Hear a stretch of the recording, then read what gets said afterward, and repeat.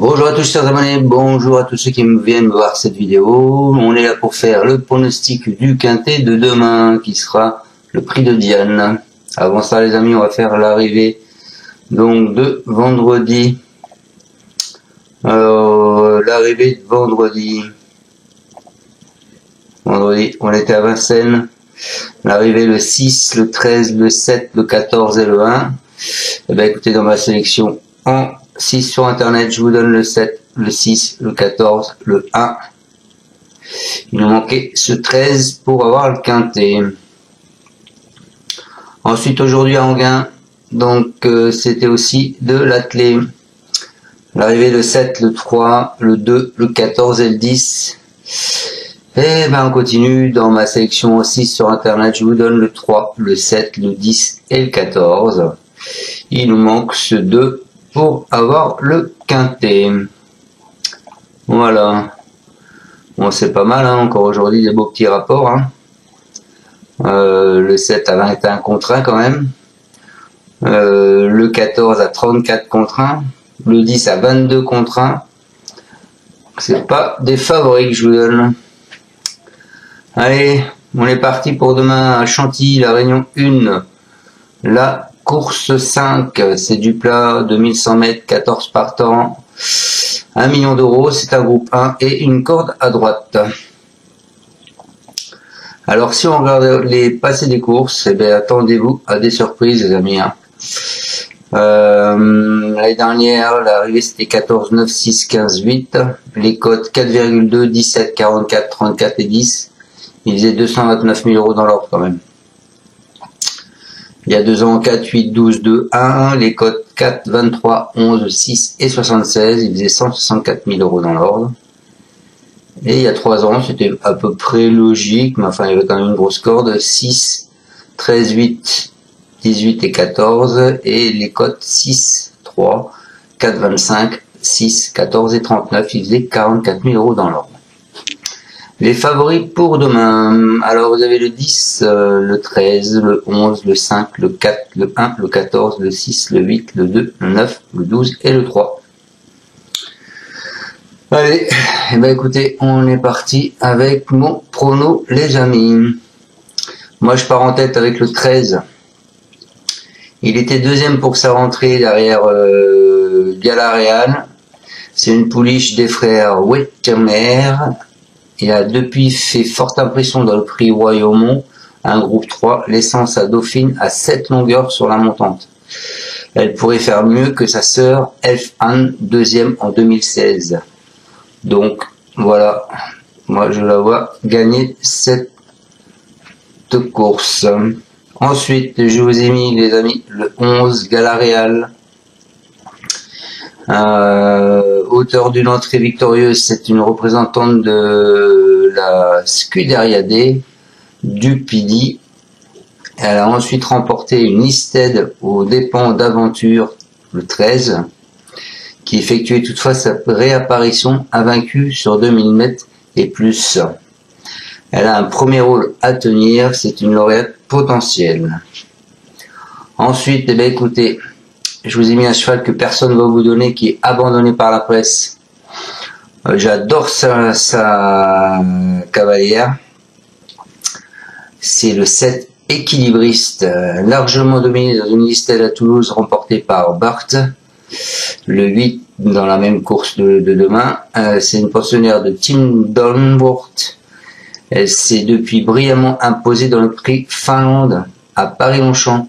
La piste devrait toutefois être plus ferme qu'en dernier lieu. Et cette fille de Dream Earl monte sérieusement de catégorie. Donc néanmoins, on dit que la forme prime la classe. Eh bien écoutez, en plus il y a une cavalière, Mademoiselle O'Brien dessus.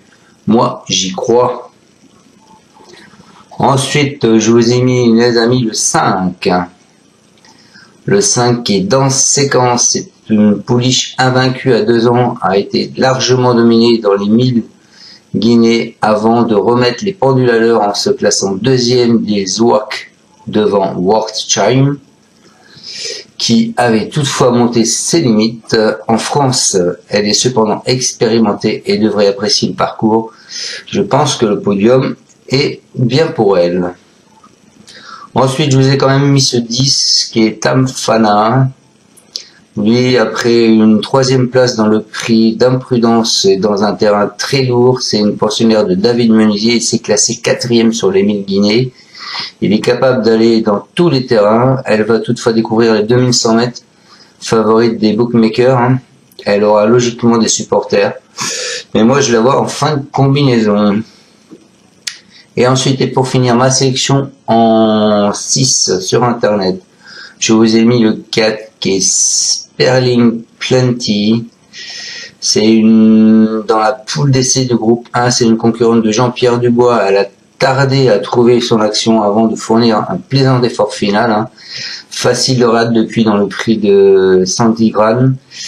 Elle est invaincue à Chantilly et elle va découvrir ici les 2100 mètres avec de légitimes prétentions. Donc je répète ma sélection: le 13, le 11, le 7, le 5, le 10 et le 4. Allez, on va aller voir mes deux bases. Le 13 et le 11. Donc le 13 c'est Adventure, il a tiré la corde de 10.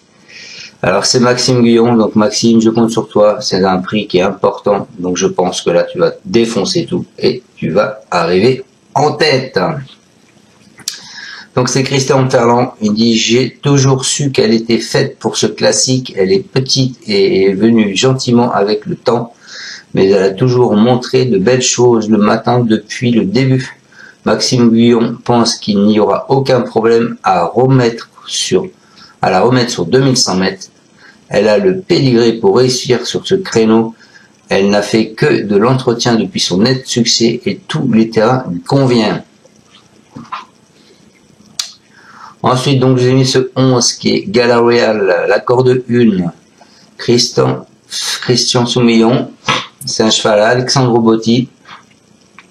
Il nous dit: elle a effectué un travail d'entretien cette semaine car le plus gros avait été fait en amont, l'objectif étant de ne pas l'amener trop fraîche avant dimanche. Elle est calme et maniable et devrait fournir aussi une belle accélération en terrain souple que sur une piste lourde. Le travail est fait et elle est prête à jouer la finale.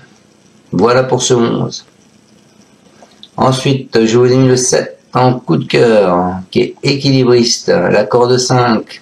C'est un cheval à Tim Dowart, c'est Mademoiselle Doll qui va le monter.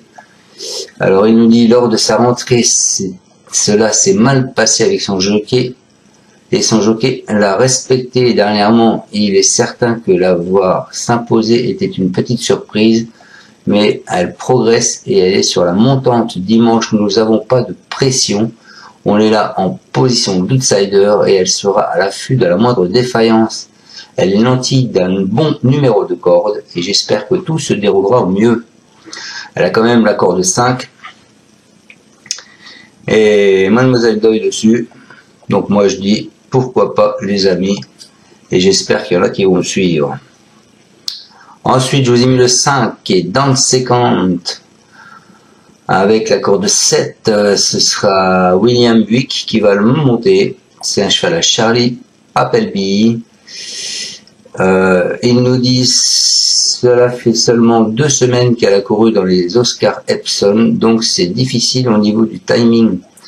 Elle nous donne tous les signes qu'elle a bien récupéré de ses efforts. Revenir sur plus court va l'avantager. Elle aura les œillères australiennes pour l'aider à se concentrer. Si elle peut reproduire la même performance que dans les Oscar, elle sera très compétitive. Donc en plus, la dernière fois qu'elle avait monté, il lui avait pas mis les œillères, là il lui met les œillères. Donc je pense qu'il faut jouer avec ce 5 aussi les amis. Et ensuite, mes 2 chevaux surprises, je suis pas forcément du surprise, puisque c'est dans les favoris. Vous avez le 10 qui est Tamfala. C'est David Menuisier avec Murphy. Donc Murphy, c'est pas n'importe qui non plus. Il dit: je n'ai jamais entraîné une telle pouliche. Comme elle, le matin, aucune pouliche de l'écurie ne peut la suivre. Si on fait un travail sérieux, même Wartsheim, 3e des Oscar Epsom, n'y parvient pas. Dernièrement, je suis passé tout près de remporter une victoire classique Elle est simple à monter et sera associée à Ossini Murphy qui la montera au feeling. Et pour finir la sélection, je vous ai mis le 4 les amis. Donc le 4 qui est Sparkling Plenty, c'est un cheval à côtier. Tony Picon, il nous dit tous les feux sont au vert, même si elle court de façon rapprochée, je pense qu'elle est encore mieux que lors de sa victoire dans le prix de Sandringham. Christian Demiro étant blessé, elle sera associée à Tony Picon. En tout cas, tout va bien pour la pouliche et je la pense capable de réaliser une performance de choix.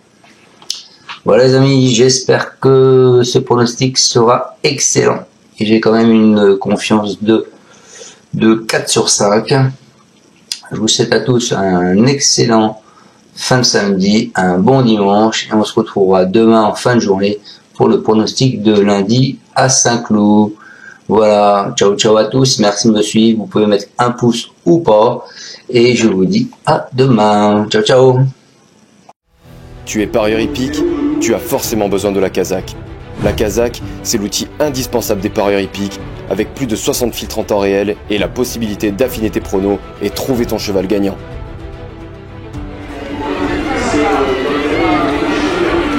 La Kazakh, l'outil indispensable des parieurs hippiques et des passionnés.